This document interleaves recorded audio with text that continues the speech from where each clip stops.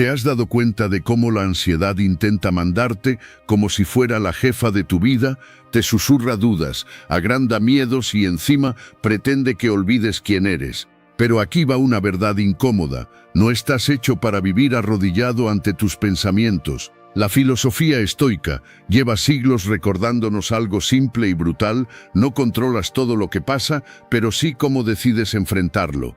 Y ahí está tu poder. Confiar en ti no es un acto de magia, es una decisión diaria, aunque tu mente dramatice como experta en catástrofes. Si estás cansado de que el miedo lleve el volante, quédate, porque lo que descubrirás puede cambiar para siempre la forma en que luchas y ganas. Pero antes de comenzar, si encuentras útiles estos vídeos, te animo a suscribirte y activar las notificaciones para mantenerte informado sobre las últimas novedades. Comenzamos. Capítulo 1. Cuando la ansiedad toma el control. Hay algo que nadie te cuenta cuando eres joven. Nadie te avisa de que un día vas a estar perfectamente bien en tu casa, sin que pase nada grave, y de repente tu cuerpo va a actuar como si estuvieras en medio de un incendio. El corazón acelerado, los pensamientos disparados, esa sensación extraña de que algo malo va a pasar aunque no sepas exactamente qué. Y lo más desconcertante de todo, no hay ningún incendio. Solo estás tú, y esa sensación que no sabes muy bien cómo explicar. Eso es la ansiedad. Y si estás aquí escuchando esto, es porque la conoces, la has sentido, quizás la sientes ahora mismo. Antes de entrar en materia, quiero que entiendas algo fundamental. La ansiedad no es una señal de que estás roto o rota, no es una debilidad de carácter. No es que seas más cobarde que los demás, ni que tengas menos aguante que el resto. Es una señal de que eres humano. Tu cerebro tiene un sistema de alarma que lleva funcionando miles de años. Un sistema que en tiempos prehistóricos te salvaba la vida cuando un depredador aparecía en el horizonte. El problema es que ese sistema no ha aprendido a distinguir entre un tigre de verdad y una reunión difícil en el trabajo, una conversación que tienes pendiente o el simple hecho de que mañana es lunes. Entonces actúa igual, te pone en alerta máxima, te llena de cortisol y adrenalina. Y tú, ahí, intentando sobrevivir a algo que en realidad no amenaza tu vida. Ahora bien, lo que sí puede amenazarte, y mucho, es no entender lo que te está pasando. Porque cuando no entiendes la ansiedad, empiezas a tomar decisiones desde el miedo. Dejas de ir a sitios porque no te apetece cuando en realidad es que te da pánico. Evitas conversaciones que necesitas tener. No te presentas a oportunidades que merecerías aprovechar. Dices que no a la vida, poco a poco, sin darte cuenta del todo. Y lo más curioso es que cuanto más la evitas, más grande se hace. La ansiedad no tratada tiene esa particularidad, se expande. Lo que hoy es un susto manejable, mañana puede convertirse en un muro. No porque tú seas débil, sino porque el sistema de alarma, si no se cuestiona, empieza a interpretar cada vez más cosas como peligrosas. Es como si el detector de humo de tu casa empezara a dispararse con el vapor de la ducha. Al principio te molesta. Con el tiempo, si no lo recalibras, acabas sin cocinar para no arriesgarte. Los estoicos, esos filósofos de la antigua Grecia y Roma que vivían en un mundo que tampoco era precisamente tranquilo, tenían algo muy claro: no sufras por lo que imaginas, sino enfrenta solo lo que es real. Marco Aurelio, que gobernaba un imperio y probablemente tenía razones de sobra para estar angustiado cada día, se repetía a sí mismo que la mente tiene el poder de estar en calma incluso cuando el mundo a su alrededor no lo está. No porque fingiera que todo iba bien, sino porque entendía que la mayor parte del sufrimiento viene de nuestros pensamientos, no de los hechos en sí mismos. Y eso es exactamente lo que le pasa a la ansiedad. Vive sobre todo en tu cabeza, se alimenta de lo que imaginas, de lo que anticipas, de lo que crees que va a pasar. Raramente de lo que de verdad está ocurriendo ahora mismo. El primer paso para que la ansiedad no te controle es simplemente reconocerla. Sin dramatismo, sin catastrofismo, sin el "madre mía, ¿qué me está pasando?". Solo reconocerla, aceptar que está ahí. No pelear contra ella como si fuera tu enemiga, porque cuando peleas contra lo que sientes, paradójicamente crece más. Es como intentar no pensar en un elefante rosa. Ahora mismo estás pensando en un elefante rosa, ¿verdad? Aceptar la ansiedad no significa rendirse a ella, no significa decirle de acuerdo, haz lo que quieras conmigo. Significa algo bastante más inteligente, decirte a ti mismo, vale, estoy sintiendo esto, no me gusta, pero no va a matarme, y puedo seguir avanzando a pesar de ello. Ese simple gesto de aceptación es más poderoso de lo que parece, porque cuando aceptas lo que sientes, dejas de gastar energía en negarlo, en esconderlo, en combatirlo. Y esa energía la puedes usar para otra cosa, para moverte, para decidir, para vivir. La aceptación no es el final del proceso, es de hecho el comienzo, y hay algo más. Reconocer el impacto que la ansiedad tiene en tu vida, en tus relaciones, en tus decisiones, en tu forma de verte a ti mismo, eso también forma parte del trabajo, no para flagelarte, para ver con claridad. Porque lo que no ves, no puedes cambiarlo. Recuerda siempre esto, la ansiedad influye en tu vida solo hasta donde tú se lo permitas. No es el peso de lo que cargas lo que te hunde, sino la forma en que decides cargarlo. Y si crees que simplemente con reconocer la ansiedad ya es suficiente para manejarla, espera, porque en el próximo capítulo vamos a ir un paso más allá. Vamos a descubrir exactamente qué es lo que la enciende, qué situaciones, qué pensamientos, qué momentos la activan. Y eso, créeme, cambia absolutamente todo. Capítulo 2. Descubre qué te dispara. Imagina que tienes una alarma en casa que suena de forma aleatoria. A veces suena a las 3 de la mañana, a veces en mitad de la tarde, sin aparente razón. Al principio te asustarías cada vez. Con el tiempo, simplemente vivirías con el estrés constante de no saber cuándo va a sonar otra vez. Ahora imagina que alguien te explica que la alarma se activa cada vez que abres una ventana específica del salón. De repente, el caos tiene sentido, y lo que antes parecía incontrolable, ahora se vuelve manejable. Eso es exactamente lo que pasa cuando empiezas a identificar tus disparadores de ansiedad. Todos los tenemos. Son situaciones, pensamientos, palabras, personas, incluso olores o sonidos que activan ese mecanismo interno de alerta. Para algunos es el trabajo, la presión de los plazos, las reuniones inesperadas, el jefe que llama sin avisar. Para otros son las relaciones, las expectativas no cumplidas, el miedo al conflicto, la incertidumbre de no saber cómo están las cosas con alguien importante. Para muchos es la incertidumbre en general, no saber qué va a pasar mañana, la semana que viene, el año que viene. Y para una mayoría silenciosa, el mayor disparador son sus propios pensamientos, esos que aparecen solos sin invitación y que saben exactamente dónde darte. El problema es que muchas personas viven reaccionando a sus disparadores sin saber que existen. Van por la vida sintiéndose mal en ciertos momentos, ansiosas en determinadas situaciones y lo atribuyen a la mala suerte, al mal día, a que son así. Pero no es mala suerte, es un patrón y los patrones se pueden ver. Y lo que se puede ver se puede cambiar. Los filósofos estoicos tenían una práctica que llamaban premeditatio malorum, que vendría a ser algo así como imaginar con calma lo que podría salir mal antes de que salga mal. No para angustiarse, sino para no ser sorprendidos, para conocerse mejor, para llegar a las situaciones difíciles habiendo pensado ya en ellas, en lugar de reaccionar en el momento desde el pánico puro. Era una forma de preparación mental, de anticipación inteligente que les permitía mantener la calma cuando las cosas se complicaban de verdad. Tú puedes hacer algo parecido. Empieza a observarte con curiosidad y sin juicio. Cuando sientas que la ansiedad sube, para un momento antes de intentar escapar de esa sensación, pregúntate qué acaba de pasar. ¿Qué estaba pensando justo antes de sentir esto? ¿Con quién estaba? ¿Qué situación lo ha desencadenado? No es un interrogatorio, es una conversación contigo mismo.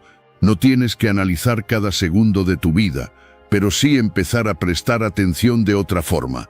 Porque cuanto más te conoces, menos poder tiene todo lo que te afecta. El autoconocimiento es quizás la herramienta más infravalorada que existe. Nadie la vende en ningún sitio, no genera ningún tipo de consumo, no hay aplicación que la sustituya de verdad, y sin embargo es la base de casi todo lo que funciona en la vida. Y aquí hay algo que mucha gente no considera. No todos los disparadores son externos. A veces el mayor problema no es lo que pasa fuera, sino lo que te dices a ti mismo sobre lo que pasa fuera.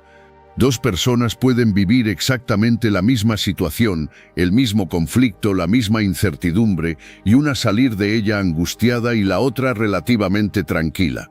La diferencia no está en el evento, está en el diálogo interno con el que cada una procesa ese evento.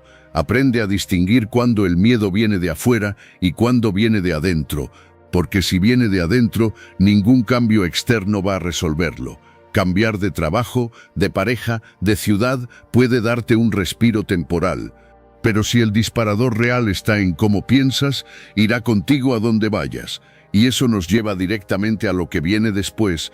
Observar tus patrones, reconocer qué te afecta y por qué, es recuperar el timón.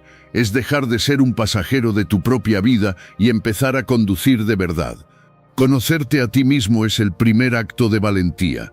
Todo lo demás viene después, porque una vez que sabes qué te dispara, necesitas aprender a silenciar esa voz que aprovecha cualquier disparo para convertirlo en catástrofe, esa voz que exagera, que anticipa lo peor, que nunca está satisfecha. De eso hablamos ahora mismo.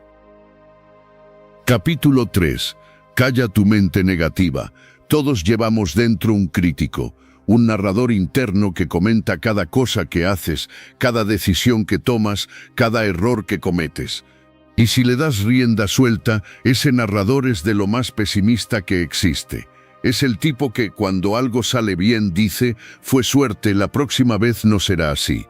Y cuando algo sale mal dice, ya lo sabía, así siempre te pasa, no aprendes. Ese narrador tiene nombre, se llama pensamiento automático negativo. Y no es que seas una mala persona, ni que tengas algo roto por dentro. Es que tu cerebro, por diseño evolutivo, presta más atención a lo negativo que a lo positivo. Se llama sesgo de negatividad, y existe porque a lo largo de millones de años era más útil recordar dónde estaba el peligro que dónde estaba la flor más bonita del campo. El que mejor recordaba los peligros sobrevivía, el que se distraía con las flores no siempre. Pero claro, el problema es que ahora ese cerebro prehistórico convive con una vida moderna llena de presiones, comparaciones, redes sociales, noticias constantes y exigencias de todo tipo. Y eso, sin entrenamiento mental, es como tener un sistema de alarma sensibilísimo en una ciudad ruidosa. Se dispara constantemente, ante cosas que no son peligros reales, y tú lo vas pagando. Los pensamientos tóxicos tienen un rasgo muy particular. Son exagerados. El cerebro ansioso no dice, esto puede salir mal. Dice, esto va a salir fatal, vas a quedar en ridículo, todo el mundo va a notarlo y nunca vas a recuperarte de ello. De cero a catástrofe en menos de 3 segundos. Como si dentro de tu cabeza hubiera un guionista de película de terror trabajando a tiempo completo, siempre buscando el peor desenlace posible, siempre encontrándolo. Y luego están las generalizaciones. Siempre me pasa esto, nunca consigo lo que quiero, todo me sale mal. El cerebro ansioso ama los absolutos porque los absolutos dan una falsa sensación de certeza, y la mente prefiere una certeza negativa a una incertidumbre abierta, aunque esa certeza sea mentira.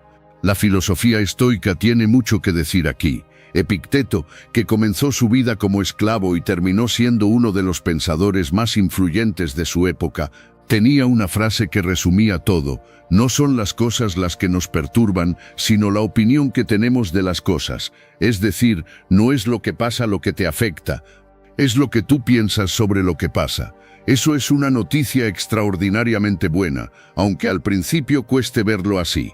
Porque si el problema fueran las circunstancias externas, estarías completamente a merced del mundo entero. Pero si el problema son los pensamientos que generas sobre esas circunstancias, entonces tienes algo que decir al respecto. Entonces hay margen de maniobra, entonces hay poder. El primer paso para callar la mente negativa no es intentar no tener pensamientos negativos.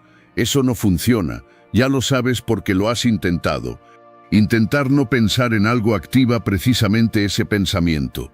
El primer paso es detectarlos, ponerles nombre. Ah, ahí está el pensamiento catastrófico otra vez. Buenos días. Ahí está la generalización. Te veo. Ahí está el siempre me pasa esto a mí. Qué puntual eres. Cuando nombras un pensamiento en lugar de fundirte con él, dejas de ser el pensamiento para convertirte en el que lo observa. Y esa distancia, por pequeña que parezca, ya lo cambia todo. Porque si puedes observarlo, es que no eres solo ese pensamiento. Hay algo más en ti, y ese algo más puede tomar decisiones. Luego viene el siguiente paso: cuestionar, no pelear, no discutir durante horas, simplemente preguntar con honestidad. ¿Es cierto esto que estoy pensando? ¿Tengo pruebas reales de que va a pasar lo peor? ¿O estoy simplemente anticipando un desastre que todavía no existe y quizás nunca existirá? ¿Estoy pensando o estoy imaginando? No se trata de decirte cosas positivas que no te crees. Eso es autoengaño y el cerebro lo detecta en segundos. Se trata de ser honesto y realista. Puede que esto salga mal. También puede que salga bien. Lo que sí sé es que aún no ha pasado nada y puedo manejar lo que venga cuando venga. Poco a poco, con práctica, con paciencia contigo mismo, esa mente que antes gritaba empieza a hablar más bajo. No desaparece del todo, pero aprende su lugar. Aprende que tú tienes la última palabra, no ella. La mente que aprende a cuestionarse a sí misma es la mente que deja de ser su propio carcelero. Y cuando esa voz empieza a bajar el volumen, aparece algo que quizás lleva mucho tiempo dormido dentro de ti, algo que necesitas desesperadamente recuperar, algo que se llama confianza en uno mismo, autoestima, la certeza de que puedes, y de eso va el próximo capítulo. Capítulo 4. Cree más en ti. Voy a hacerte una pregunta incómoda. ¿Cuándo fue la última vez que te dijiste algo amable a ti mismo? No cuando alguien te lo dijo a ti, sino cuando tú, voluntariamente, sin que nadie te lo pidiera, te reconociste algo que hiciste bien. ¿Cuándo fue la última vez que miraste hacia atrás y te dijiste, oye, con eso lo hiciste bien, sin inmediatamente añadir pero podrías haberlo hecho mejor? Si tienes que pensarlo mucho, ya tienes parte de la respuesta a por qué la ansiedad tiene tanto espacio en tu vida. La autoconfianza no es arrogancia. No es ir por el mundo creyendo que eres el mejor en todo ni que nunca te vas a equivocar. La autoconfianza real es algo mucho más sencillo y mucho más sólido que eso. Es saber que pase lo que pase, vas a poder manejarlo de alguna manera, que ya lo has hecho antes, que tienes recursos dentro de ti aunque en este momento no los veas, que no eres tan frágil como a veces te parece cuando la ansiedad lleva mucho rato hablando. Pero aquí está el problema que nadie explica bien. La ansiedad y la baja autoestima se alimentan mutuamente en un círculo que cuesta ver desde dentro. Cuando no confías en ti mismo, tienes más miedo a equivocarte, más miedo al juicio de los demás, más miedo a los retos nuevos, y ese miedo genera ansiedad. Y esa ansiedad hace que te encojas, que te quedes quieto, que evites. Y cuando te encojas y evites, te confirmas a ti mismo que no eres capaz. Y eso refuerza la baja autoestima. Y vuelves a empezar. Es un círculo que se cierra sobre sí mismo y del que es difícil salir si no entiendes cómo funciona. Para salir de ese círculo no hace falta un gran gesto heroico. No hace falta que de repente te conviertas en otra persona. Hace falta algo más pequeño y más constante. Empezar a acumular evidencia de que puedes, pequeñas pruebas. Pequeñas victorias cotidianas. Los estoicos creían profundamente en la acción como fuente de virtud. Para ellos, el carácter no era algo que se tenía o no se tenía de nacimiento, era algo que se practicaba. No te vuelves valiente antes de hacer algo que te da miedo.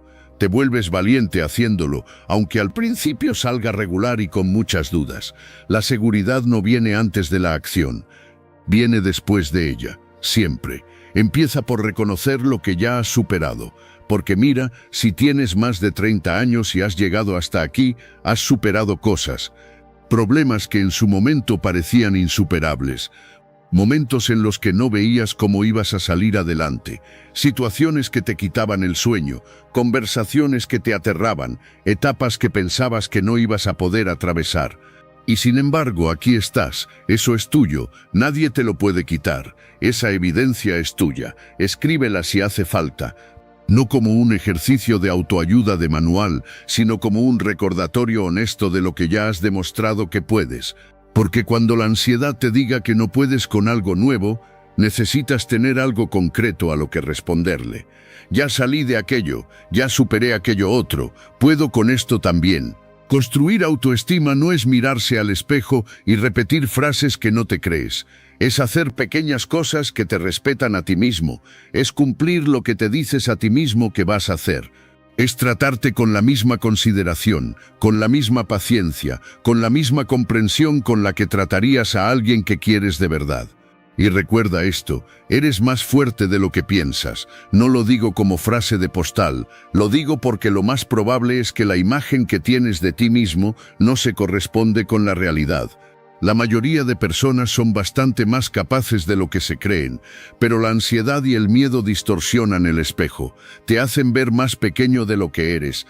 Y esa distorsión tiene consecuencias reales en cómo vives y en lo que te permites hacer. Valorar tus logros no es vanidad, es justicia contigo mismo. No subestimes a quien ya ha sobrevivido sus propias tormentas en silencio. Ese que ves ahí delante eres tú. Pero confiar en uno mismo no sirve de nada si sigues viviendo en modo alarma permanente. Necesitas aprender a bajar ese nivel de activación, a respirar, a que tu cuerpo entienda que el peligro no es real, a recuperar la calma de verdad desde dentro, y eso te lo cuento ahora. Capítulo 5. Recupera tu calma. Hay una diferencia enorme entre estar tranquilo y estar calmado. Estar tranquilo depende de las circunstancias. Si todo va bien, estás tranquilo. Si algo se tuerce, desaparece como humo. La calma, en cambio, es algo diferente. La calma es un estado que puedes cultivar, que puedes elegir, que puedes aprender a habitar incluso cuando el mundo a tu alrededor está revuelto. No depende de que todo vaya bien. Depende de cómo te has entrenado para estar contigo mismo. ¿Sabes lo que hace tu cuerpo cuando la ansiedad aparece? Activa el sistema nervioso simpático. Es el acelerador. El corazón va más rápido. La respiración se agita y se vuelve más superficial. Los músculos se tensan. La mandíbula se aprieta. La mente se llena de pensamientos a gran velocidad. Todo el cuerpo se prepara para correr o para pelear. El problema es que tú no necesitas correr ni pelear. Necesitas tomar una decisión con cabeza, mantener una conversación difícil o simplemente sobrevivir a una tarde complicada sin explotar. Y aquí está algo que poca gente sabe, o que saben pero no aplican porque parece demasiado sencillo para ser verdad. Puedes activar el sistema contrario de forma voluntaria. El sistema nervioso parasimpático, el que te lleva a la calma, el freno natural de tu cuerpo, se puede encender de forma consciente. Y la herramienta más rápida y accesible que tienes para hacerlo es la respiración. No cualquier respiración. No la respiración que haces sin pensar, que cuando hay ansiedad es rápida y superficial. Una respiración consciente, lenta, donde la exhalación dura bastante más que la inhalación. Como cuando soplas despacio para apagar una vela que está algo lejos. Eso le manda una señal directa a tu cerebro de que el peligro ha pasado. ¿Qué puede relajar la guardia? ¿Que el tigre se fue? Es algo tan sencillo que parece que no puede funcionar de verdad. Y sin embargo funciona, porque no le pides permiso a la ansiedad para calmarte. Le dices directamente al cuerpo lo que tiene que hacer. Y el cuerpo obedece con mucha más frecuencia de la que crees. Los estoicos practicaban algo que hoy llamaríamos presencia plena, aunque ellos no lo llamaban así. La filosofía estoica insistía en que el momento presente es lo único real que existe. El pasado ya no existe, ya se fue. El futuro aún no existe, todavía no llegó. Solo este momento, este instante, este ahora. Y en este instante concreto, la mayoría de las veces, estás bien, estás a salvo. No hay nada malo pasando ahora mismo en este segundo. La ansiedad vive en el futuro. Se alimenta de lo que todavía no ha pasado, de lo que podría pasar, de lo que temes que pase. Por eso, volver al presente es literalmente su antídoto. No porque el futuro no exista, sino porque ahora mismo el futuro no es tu problema. No hace falta que medites durante 1 hora al día. No hace falta que te conviertas en un monje, ni que cambies radicalmente tu vida de un día para otro. Hace falta algo mucho más accesible, empezar a notar, En el momento en que tu mente se va al futuro preocupándose que se ha ido y decirte, ahora mismo, en este momento estoy bien. Lo que venga ya lo veré cuando llegue, no antes. Hay otro elemento que mucha gente infravalora enormemente: los hábitos cotidianos, el sueño, el movimiento, la alimentación, la relación que tienes con las pantallas y el ruido constante de la información. No lo digo para añadirte más presión. Lo digo porque el cuerpo y la mente no son departamentos separados que funcionan de forma independiente. Son el mismo sistema. Un cuerpo que no duerme bien tiene una mente más reactiva, más sensible a las amenazas, más propensa al catastrofismo. Un cuerpo que no se mueve acumula tensión que no tiene por dónde salir. Pequeños ajustes en lo cotidiano crean una base desde la que la calma resulta mucho más accesible. La paz mental no es un lujo para cuando todo va bien. Es algo que se construye, ladrillo a ladrillo, con decisiones pequeñas todos los días. La calma no es ausencia de tormenta. Es aprender a respirar dentro de ella. Ahora bien, incluso cuando tienes más calma, incluso cuando confías más en ti mismo, hay algo que puede paralizar a cualquiera y que merece que le dediquemos tiempo: el miedo a equivocarse, el terror al fracaso. Y ese miedo tiene bastante más poder del que debería tener. Vamos a quitárselo de encima. Capítulo 6. Pierde el miedo a fallar. Existe una mentira muy extendida, tan extendida que casi nadie la cuestiona porque forma parte del aire que respiramos desde pequeños. La mentira de que el fracaso dice algo sobre lo que vales como persona. Que si te equivocas, si algo no sale como esperabas, si intentas algo y no funciona, eso te define, que eres menos, que deberías haberlo sabido, que tendría que haberte salido mejor. Es una mentira. Pero es una mentira muy bien instalada, muy profunda, con raíces que llegan hasta la infancia. Piensa en esto durante un momento. Cualquier persona que admiras, cualquier persona que ha conseguido algo que te parece admirable, ha fallado. Y no una vez, muchas veces, a veces de formas espectaculares que nadie cuenta porque los fracasos no aparecen en las historias de éxito. La diferencia entre quien avanza y quien se queda parado no está en cuántas veces falla, está en lo que hace después de fallar. Los estoicos tenían una relación muy particular con el fracaso y con la adversidad en general. Para ellos, lo único verdaderamente malo era actuar de forma deshonesta o cobarde. Un resultado negativo, una cosa que no salía como se esperaba, no era una tragedia personal, era información, era material de trabajo, era literalmente parte natural del proceso de cualquier persona que hace cosas reales. Epicteto decía que los obstáculos no son interrupciones del camino, son el camino, que cada vez que algo sale mal y decides seguir de todas formas, estás construyendo algo dentro de ti que ningún éxito fácil y sin esfuerzo hubiera podido darte. Y ahí está la clave que la ansiedad no quiere que veas. El fracaso solo te detiene si tú decides que eso es lo que hace. Si decides que un intento fallido significa que no sirves para algo, que no estás hecho para ello, que mejor no volver a intentarlo, entonces el fracaso te paraliza. Pero si decides que un intento fallido es simplemente eso, un intento que no funcionó de la manera que esperabas y del que puedes extraer algo útil, entonces el fracaso se convierte en tu mejor profesor, el que más enseña. El problema gordo es que el miedo a fallar actúa antes del fallo, te frena antes de empezar. Te hace evitar la situación para no arriesgarte a sentirte mal, a pasar vergüenza, a decepcionar a alguien. Y eso es peor que cualquier fracaso real, porque los fracasos reales al menos te dan algo: experiencia, aprendizaje, información sobre ti mismo. El evitar solo te da ausencia de experiencia, de aprendizaje, de crecimiento, de vida que no vuelve. Date permiso para salir mal. Date permiso para no hacerlo perfecto la primera vez, ni la segunda, ni quizás la tercera. Date permiso para intentar cosas de las que no tienes garantía de que van a salir bien, porque no existen esas garantías para nadie. Atrévete a avanzar aunque tengas dudas.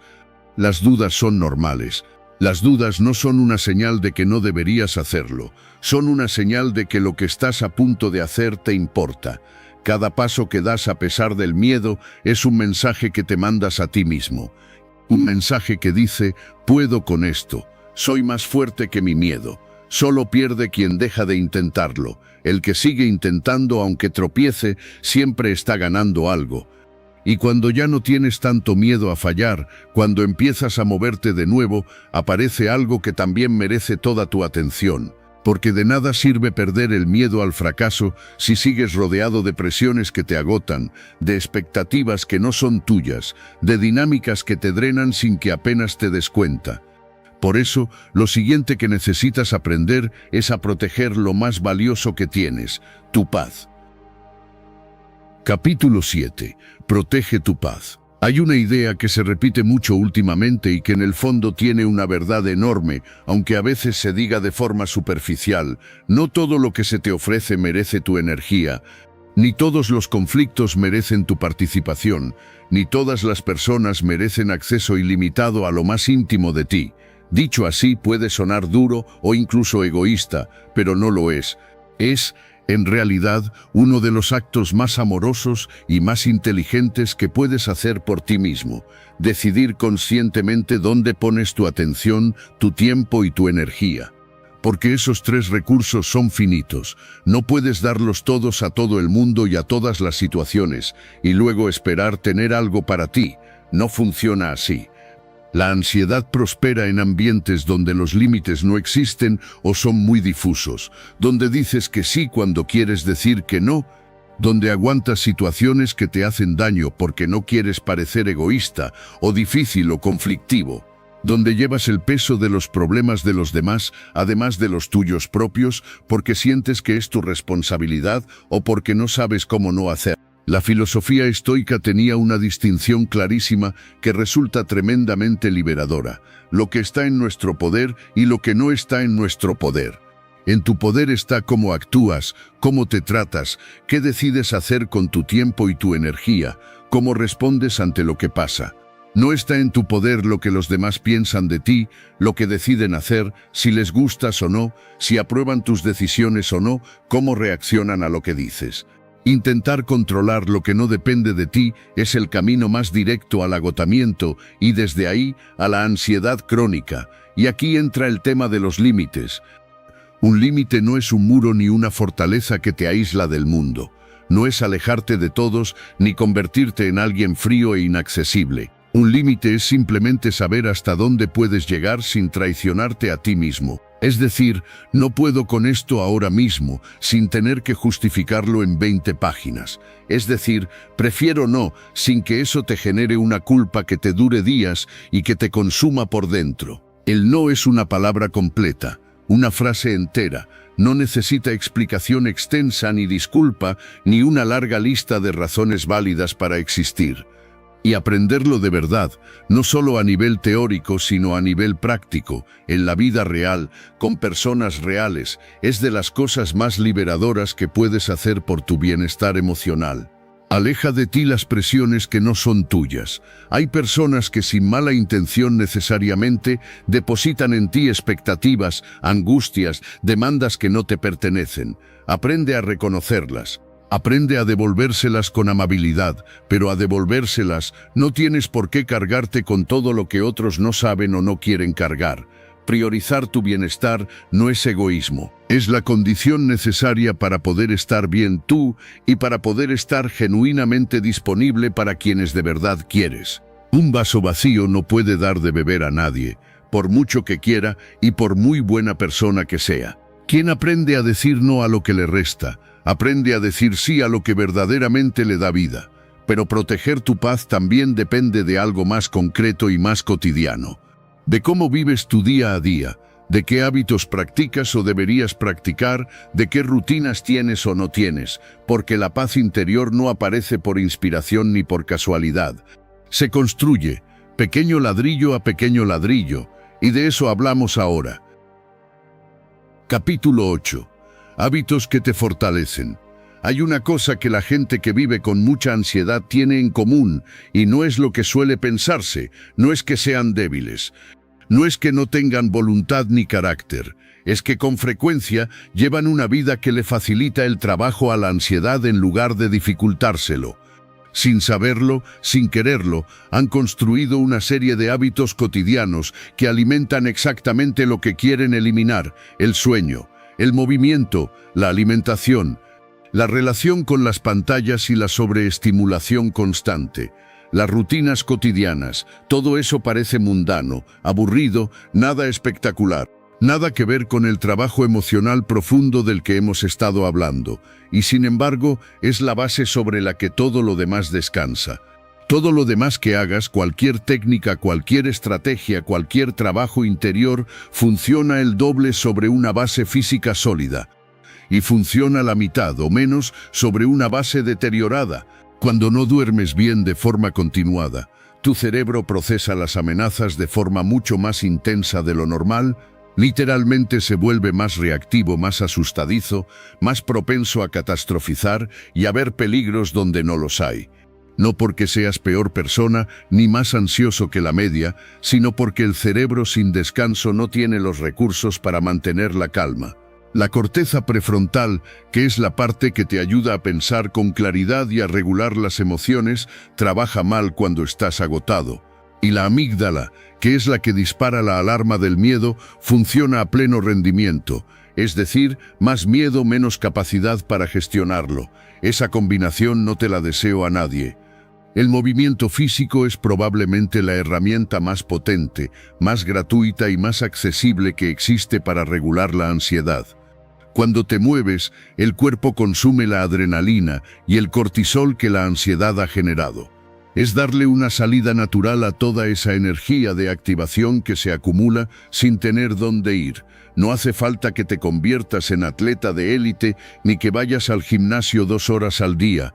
Un paseo a paso vivo durante 30 minutos ya marca una diferencia real y medible en cómo te sientes después. La filosofía estoica era muy clara en cuanto a la disciplina como camino hacia la libertad interior.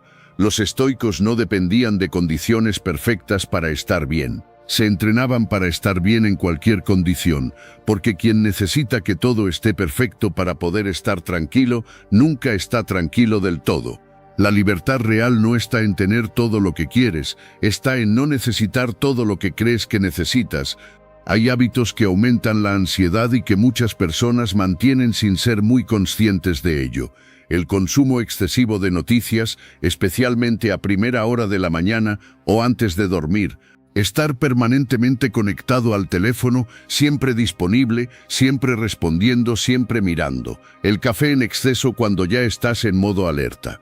El alcohol como forma de desconectar, que funciona a corto plazo pero que a medio plazo empeora la ansiedad de forma significativa. Los horarios de sueño irregulares que desorientan al cuerpo. Cada uno de esos hábitos tiene un coste en tu sistema nervioso. No lo digo para culpabilizarte por nada. Lo digo para que puedas tomar decisiones informadas sobre lo que metes en tu vida cada día. Crea rutinas, no porque la rutina sea aburrida o porque quieras vivir como un robot, sino porque la rutina le dice a tu sistema nervioso que todo está bajo control, que hay un orden, que el mundo no es caótico e impredecible. El cerebro ansioso ama la previsibilidad. Cada pequeña rutina estable que introduces en tu día es como una señal de calma que le mandas a tu mente. Aquí hay orden, aquí estás seguro, aquí puedes descansar. Una vida más equilibrada no es una vida perfecta. Es una vida donde tienes suficiente para mantenerte entero cuando las cosas se complican y donde no llegas completamente vacío a los momentos que importan. Cuida tu cuerpo como si fuera la única casa en la que siempre tendrás que vivir, porque lo es. Y cuando tienes esa base, cuando el cuerpo está más equilibrado y la mente más tranquila, pasa algo curioso y maravilloso. El miedo, esa cosa que antes te paralizaba, empieza a parecerte diferente. Empieza a parecerse menos a un enemigo que hay que vencer y más a un combustible que hay que aprender a usar. Y eso es lo que te quiero contar ahora. Capítulo 9. Convierte el miedo en fuerza. Esto puede sonar a contradicción, lo sé. Llevas todo este tiempo escuchando cómo gestionar el miedo, cómo reducirlo, cómo no dejar que te controle. Y ahora te digo que lo conviertas en fuerza. ¿En qué quedamos entonces? Pues en esto, el objetivo nunca fue eliminar el miedo. El objetivo es aprender a relacionarte con él de una manera completamente diferente a como lo has hecho hasta ahora. El miedo que sientes cuando estás a punto de hacer algo que importa, cuando vas a salir de tu zona de confort, cuando te enfrentas a algo nuevo o a algo desconocido, ese miedo no es una señal de que no debes hacerlo. Es en muchos casos exactamente una señal de que lo que estás a punto de hacer te importa de verdad, de que tiene peso real, de que va en serio. El miedo y la importancia van juntos con mucha frecuencia. Los estoicos hablaban de cómo el carácter se forja en la dificultad, como el hierro que para convertirse en acero necesita pasar por el fuego. La adversidad bien gestionada no nos debilita, nos templa, nos da una solidez interior que los caminos fáciles y sin resistencia nunca podrían habernos dado. Marco Aurelio lo sabía bien, gobernando un imperio en guerra permanente, y a pesar de ello, o precisamente gracias a ello, escribía con una serenidad que asombra. Piensa en esto, todo lo que has superado en tu vida, todo ese periodo difícil que atravesaste, esa situación que pensabas que no ibas a poder manejar y que sin embargo manejaste de alguna manera, todo eso te dejó algo, te dejó una capacidad que antes no tenías. Una comprensión que antes no tenías, una fortaleza que se construyó precisamente porque pasaste por aquello, no a pesar de ello. La resiliencia emocional no es no sufrir. La resiliencia no es que las cosas no te afecten, es que cuando te afectan, y te afectarán porque eres humano, encuentras la manera de seguir. Es caer y levantarse, no como si nada hubiera pasado, porque algo pasó y está bien reconocerlo, sino habiendo aprendido algo en el proceso, algo que solo se aprende así, de esa manera, no de otra. Y ahora viene lo más interesante, lo que poca gente ve desde dentro cuando está en medio del miedo, esa ansiedad que has estado aprendiendo a gestionar. Si aprendes a utilizarla en lugar de solo a combatirla, puede convertirse en un motor real.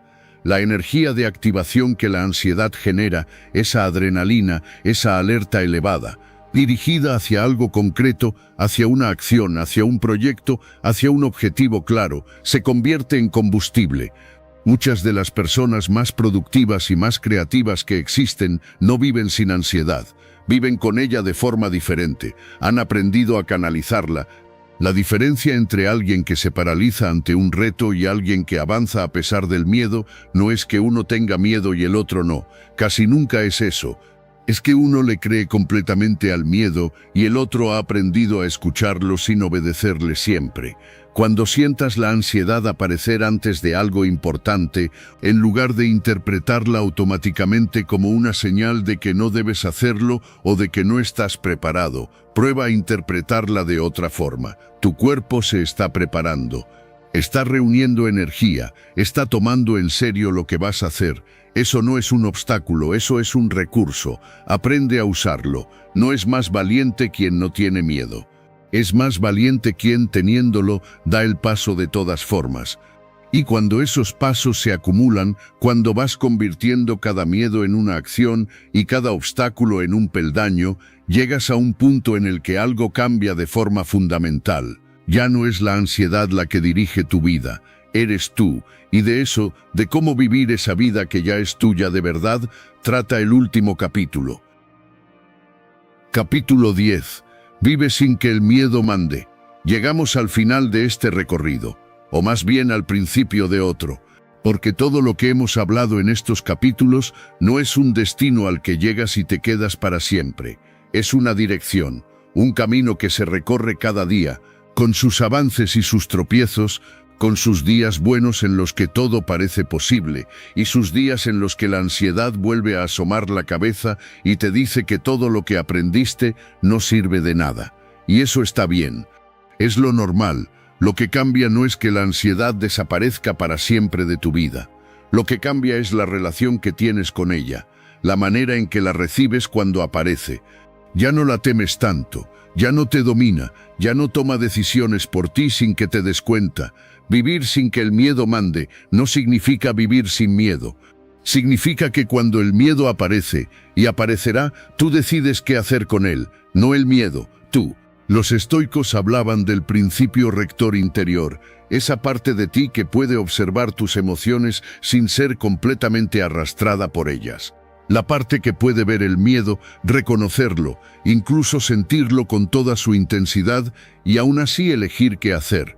No porque sea fácil ni porque hayas alcanzado algún estado de iluminación especial, sino porque tienes claridad sobre quién eres y qué quieres, y esa claridad cultivada con paciencia es más fuerte que el miedo. Tomar el control de tu vida no significa que todo vaya a salir como planeas. La vida no funciona así, y los estoicos lo sabían mejor que nadie. Significa algo diferente y mucho más alcanzable, que tu vida refleja tus valores y tus decisiones, no los miedos que la ansiedad te ha ido imponiendo poco a poco sin que te dieras cuenta de lo mucho que estaban ocupando. Mantener una mentalidad segura no es pensar que eres invencible, es saber que eres suficiente, que ese conjunto de experiencias, de aprendizajes, de fortaleza ganada a base de haberla necesitado de verdad, es suficiente para lo que venga, no perfecto, no infalible, suficiente. Y suficiente es mucho más de lo que la ansiedad te ha dejado creer. Confiar en tus decisiones no significa no dudar nunca, significa decidir de todas formas, avanzar de todas formas, equivocarte cuando sea necesario y aprender cuando eso pase. Significa tratarte como a alguien que merece su propia confianza, porque la merece. Vivir con libertad, con paz, con seguridad, no es el resultado de que nada malo te pase, no es una recompensa para cuando lo hayas resuelto todo. Es el resultado de dejar de organizar tu vida entera alrededor de intentar que nada malo pase nunca, porque eso, exactamente eso, es lo que hace el miedo cuando manda, te hace pequeño, te hace evitar, te hace renunciar a cosas antes de siquiera intentarlas. Te hace vivir a medias, con el freno puesto mirando siempre por el retrovisor por si algo se acerca, y tú mereces vivir entero, no el día que resuelvas todos tus problemas, no el día que desaparezca la ansiedad, no el día que todo encaje perfectamente y tengas garantías de que va a salir bien, hoy, con lo que tienes ahora mismo, con las dudas que tienes ahora mismo, con el miedo que tienes ahora mismo, porque el valor no viene antes de actuar, viene después, se construye después, y el único momento en que puedes empezar a construirlo es ahora, no mañana, ahora. Hay personas que llevan años esperando tenerlo todo resuelto para empezar a vivir de verdad. Están esperando el momento perfecto, las condiciones ideales, la seguridad total, y esperan, y mientras esperan, la vida continúa pasando a su lado, sin ellas, sin ellos. No esperes, empieza con lo que tienes, donde estás, con lo que eres ahora mismo, con todas tus imperfecciones y todas tus dudas. Eso siempre será suficiente para dar el primer paso. Y con el primer paso empieza absolutamente todo lo demás. La ansiedad no define tu historia, tú defines tu historia, palabra a palabra, decisión a decisión, día a día. Cada mañana es una nueva oportunidad de elegir desde quién eres, no desde lo que temes. No permitas que el miedo escriba tu historia. Tú tienes la pluma, siempre la has tenido. Es hora de usarla. Si has llegado hasta aquí, escribe en los comentarios que la ansiedad no te controle.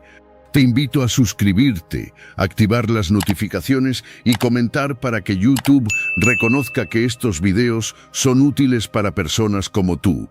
Esto nos motiva a seguir creando contenido similar en el futuro. Te sugiero revisar los 2 últimos videos que te recomendamos. Agradezco sinceramente tu tiempo y apoyo. Nos vemos en nuestra próxima aventura.